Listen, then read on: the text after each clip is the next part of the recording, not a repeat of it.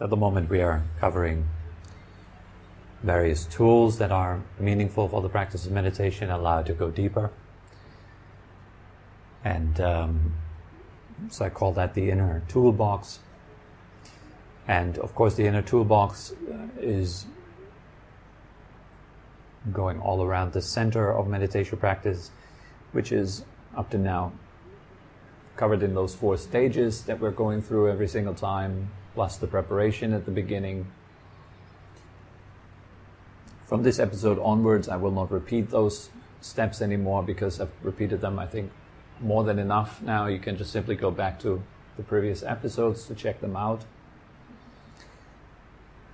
So today it's all about honesty and the role it plays on this path and how important it is.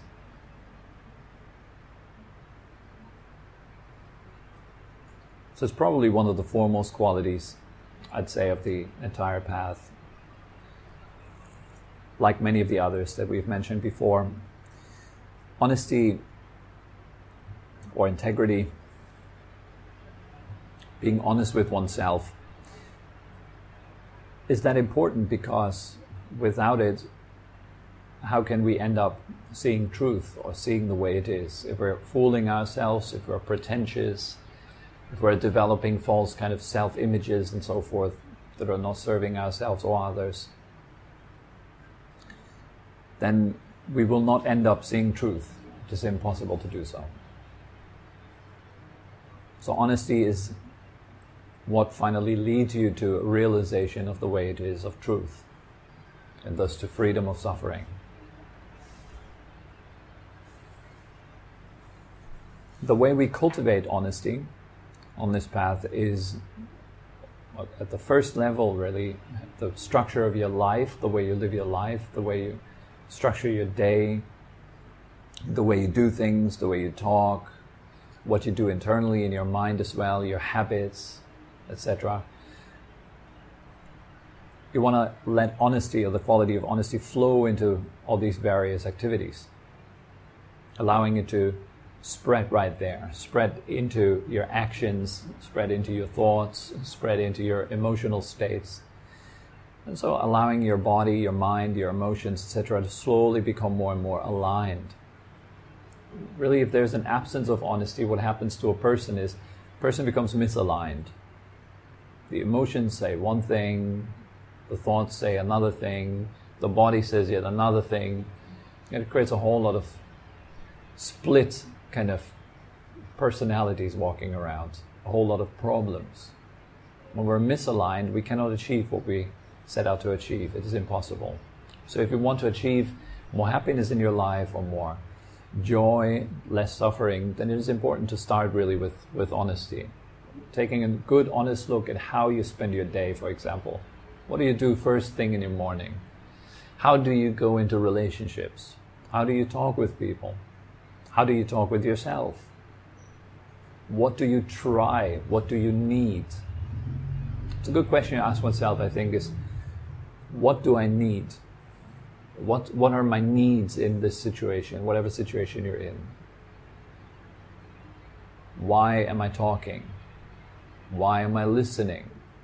What's the real motivating force? And it's all too easy to fool ourselves and to kind of assume sort of a higher position. But the honest motivation is mostly one that is inferior, that is not that noble. If you take an honest look at yourself, you will notice that there's a whole lot of ego within all of us. A whole lot of trying to appear a certain way that we deem to be good or acceptable or worthy of love.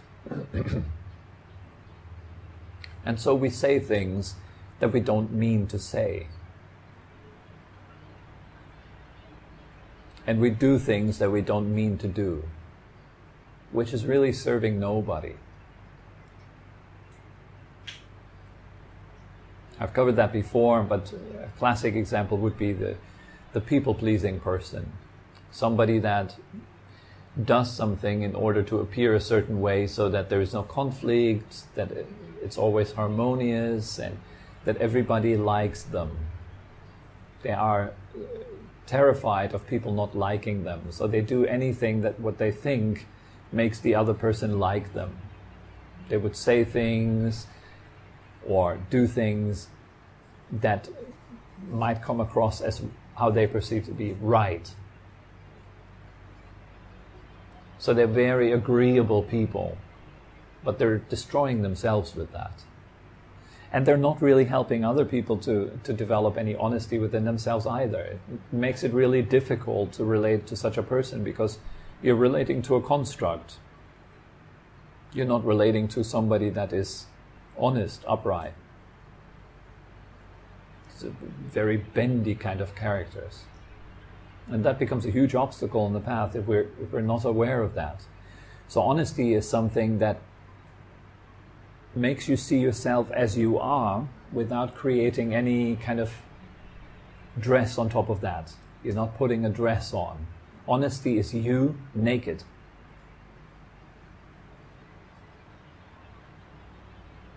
What happens if you were going through a shopping mall and all of a sudden your clothes would disappear? How would you feel? That's honesty. That's the effect of good honesty, of seeing ourselves honestly. If we not see ourselves honestly, we quickly come to believe that we are very powerful, that we have everything under control, that we know what we're doing, that we're clever, that we're intelligent, that we're better than others, etc., etc.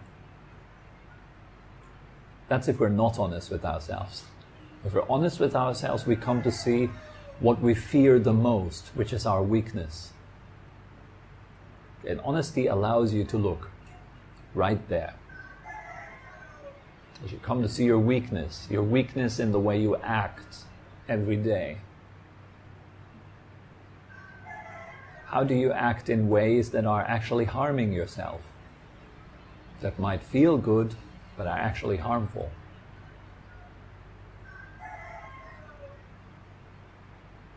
How do you talk to yourself, and underneath that, how do you feel about yourself? Do you really like yourself? It's easy to post that. In other words, it's easy to pretend that you like yourself, and it is socially accepted to do so. To pretend that my life is awesome, and I'm enjoying my life, and I'm so happy, and everything is going so great. But what's really the case? You can only see that if you stop sometime and become quiet and stop distracting yourself and stop running away from yourself and look. And that's where it becomes difficult. Sitting still for long times, 30 minutes, an hour, maybe even longer, and looking at yourself. Are you at peace? Are you truly relaxed? Or have you just thought that you were relaxed and at peace when you still had all your distractions going? So that would be honesty. That's you being naked, sitting there for half an hour or an hour, quietly, no distractions. That's you naked. You alone with your mind. So how is it going? How is your relationship?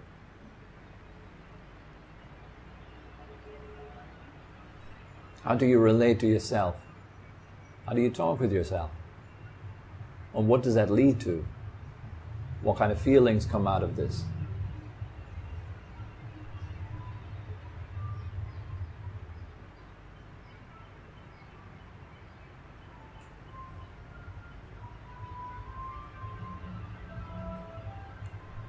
Honesty also means not to lie on a very basic level. Not to pretend that you are someone that you're not. That you know something that you don't know.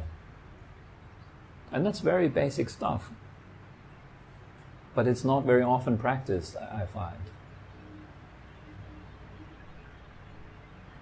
Partly because we believe that we know something very often, which we do not have fully understood yet.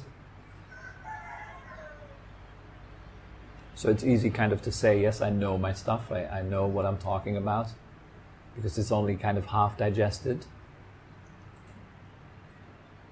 I often say that the path is very humbling. It's precisely due to honesty that it is humbling.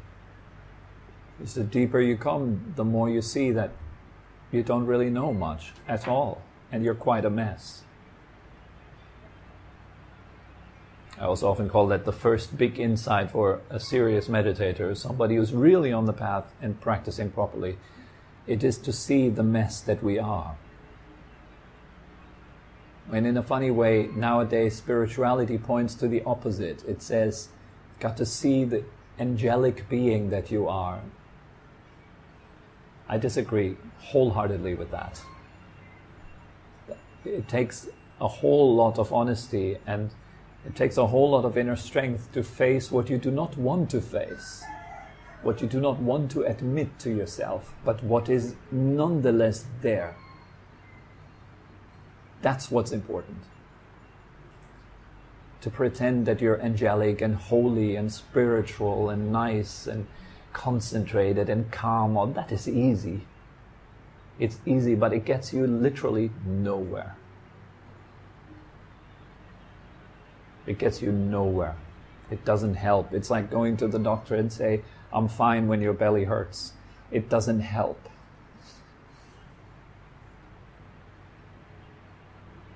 I mean, yeah, you look tough and strong and cool, but you're not helped by it.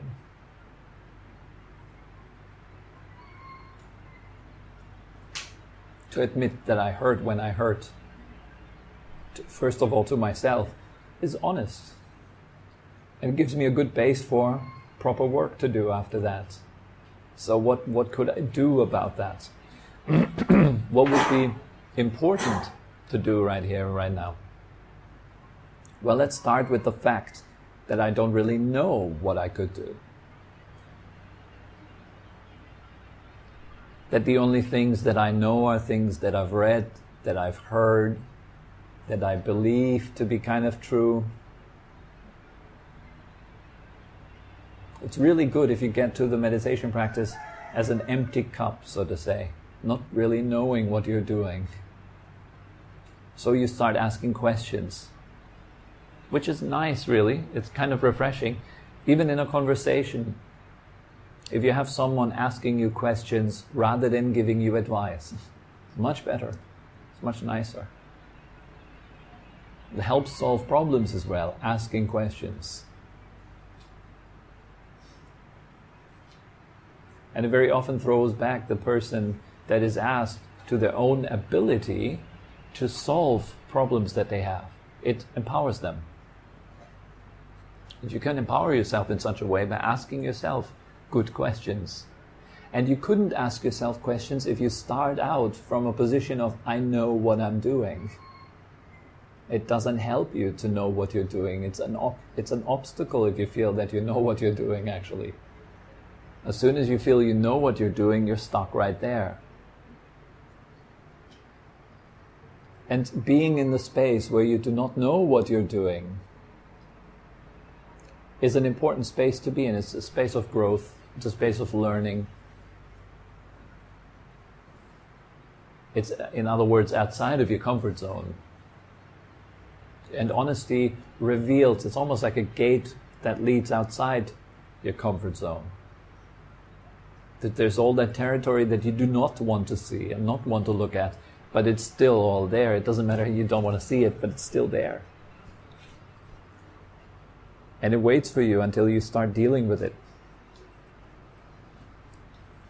Until you start actually releasing those blockages. And so, as I said, the first base of practice here is our everyday, normal, ordinary life. The things that we do from the morning to the evening. The things that you say. If you don't like something, don't click like on Facebook. It's that simple. That's already quite honest then. If you don't like it, don't click like. Many people, I notice, they click like nonetheless. I've been doing that for quite a long, and it became a habit to just click like. Clicking like. Even though I didn't really like it particularly or something like this. Or to put out this laughing smiley that where the tears come out at the side, even though you're not laughing tears. You see, honesty begins there. If you're not laughing tears, don't put out a tear smiley. Right? If you're just smiling, then just put a smiley then. If you say, I wish you a Merry Christmas, mean it as you post it, as you write the email. Can you actually concentrate on really wishing that person that you're writing to well? Can you actually put spirit into your words? That's another example of honesty, integrity. You're well aligned. You mean what you say. There's weight behind your words. It's powerful stuff. You're not just doing it to create an appearance. You do it because you mean it. Creating an appearance is the easiest thing ever. And it's the most damaging thing for yourself. Creating appearances. Looking a certain way. Being seen as a certain whatever you want to be seen as. That is easy. But it will catch up with you eventually, and this is probably a process of getting older and reaching maturity and adulthood, that the pretenses of our early life, they catch up with us. So we often look back at past photos of ourselves and we go like, oh my God, what have I done when I was 15? What have I done when I was 25? How did I look like? Oh my goodness, you know. You look at your past photos, right? It's that kind of thing catching up with you. The persona that you've embodied at that state of your life, the persona that you are right now is more mature. You look back and you see, wow, there's discrepancy, there's a difference.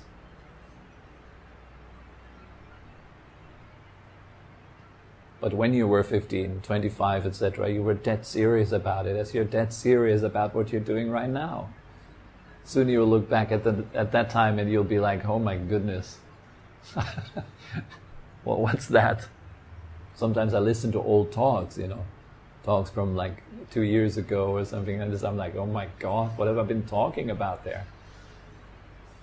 It doesn't make any sense. It's so much bullshit. And I had these phases in my life where I was like when I was in that phase, for me it was like super serious what I was doing. It's like I'm really practicing hard right now. I'm so honest with my practice. I'm really doing it. And all I was doing is just, I was doing it for my teacher, or I was doing it for appearance or something like this. Even just to convince myself that I'm good enough somehow. Getting up at 4 a.m. every morning, putting in an hour of meditation before the meditation excursion every morning, etc. You know, just to prove to myself what a tough guy I am. Because I really didn't like myself. And then you hear my words from that time when I was teaching in classes, and it's just all full of fire and come on, you've got to do it. And then I listen to that. It's like looking at old photos, a bit of a cringe moment there.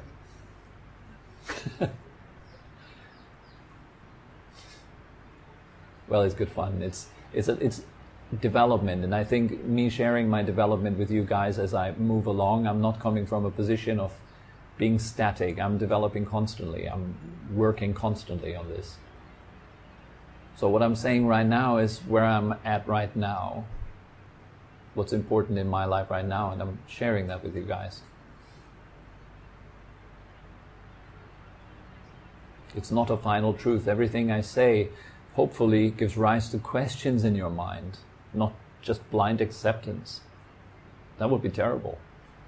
If you just hear me say things and you go like, yes, that's so true. No, please don't. Question it. Question it within yourself.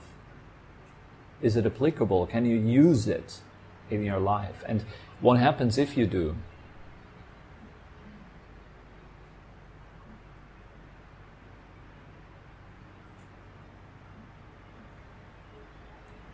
The second level of practicing honesty is not in the realm of our daily life, but is when you're on your mat, when you're sitting in deep meditation, when you're actually sitting down and train the mind the times when you go into the gym of the mind and actually practice there. Here the role of honesty is just as big as in daily life, just as important. Seeing where you suffer and asking the right kind of questions, moving the mind in the right kind of ways to help you to let go of that suffering. That requires honesty. So meditation is not about creating some sort of peaceful, happy state that overlays all your problems, like putting a carpet onto a corpse. So you're not seeing it, you're still smelling it. So make sure that you take back the carpet and you have a good look at the corpse. What are your corpses that you carry inside? What are the skeletons in your closet? What's the problems that you carry around with yourself day in and day out? You have to deal with them, because otherwise you will bother other people with them. And then at the end of your life, when you're on your deathbed, you do your last few breaths, this will come back and bite you. And you will think, oh, I wish I wouldn't have, or I wish I would have. So now is the time to do something about those things. As I mentioned earlier, if you were trapped in a lift with 10 people and the lift stops all of a sudden, and it is uncertain how long it stops for, are you the person that freaks out and gives the others a hard time? Or are you the person that is able to spread some ease? But just showing other people that it's possible to be relaxed, even in a difficult circumstance. Are you able to guide yourself, to lead yourself towards relaxation, ease, peace, happiness, well-being, and the ending of suffering? Can you lead yourself? Many people talk about leadership, being a good leader in something like this. It starts with yourself. And one of the powerful qualities of a leader is honesty. Being able to admit one's weakness, because it serves the group. If they know what you're about, those people that you lead, they need to know who you are. And pretending that you're strong when you're not doesn't help anyone, right? Similarly, pretending that you're weak, aka a victim, when you're not, it is equally debilitating. Assuming victim roles doesn't help anyone.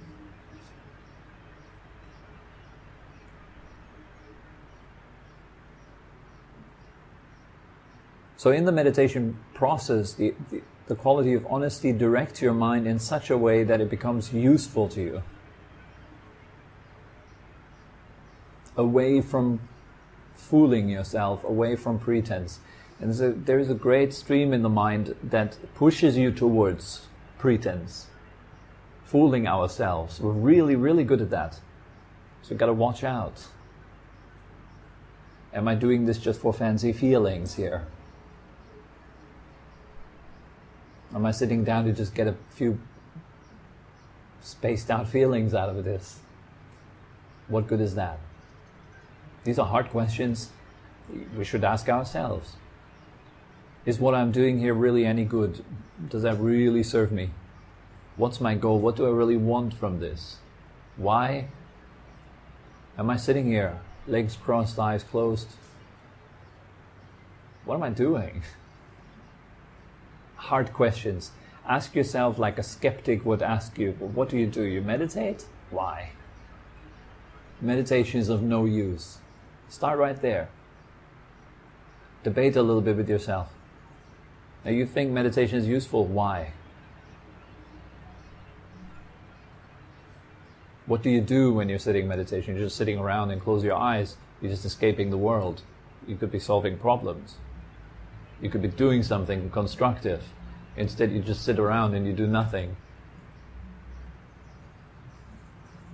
Be the devil's advocate to yourself. Ask tough questions. Spend time with people who challenge your views. It's really important. Keeps you on your toes. Cultivates intelligence, good question, sharpness of mind, acuity. So you don't fall asleep with your own views and ideologies. but you know what you're doing and how to do it. And on the highest level, honesty is seeing truth, seeing the way it is. And that in itself is liberating, and I suspect that it is liberating up to a very profound degree. As for now, I can talk that it is liberation from suffering to some extent. If you see the way things are, you see feelings are just feelings. Thoughts are just thoughts. Sight, sound, taste, smell is just that. It's just that. And outside of that, what's there? So you go out of views and conclusions and ideas and all that kind of stuff, and you see yourself directly, clearly, right now in this moment. And see where that takes you. And see how it helps you to let go of stress and suffering, how it helps you to relax and become more spacious and more accommodating for the things that you do not want to accommodate just yet.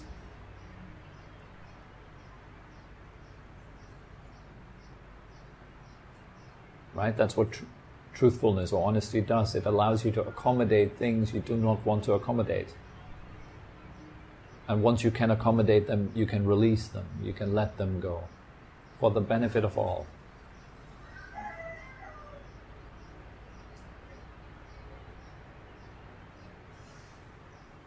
All right.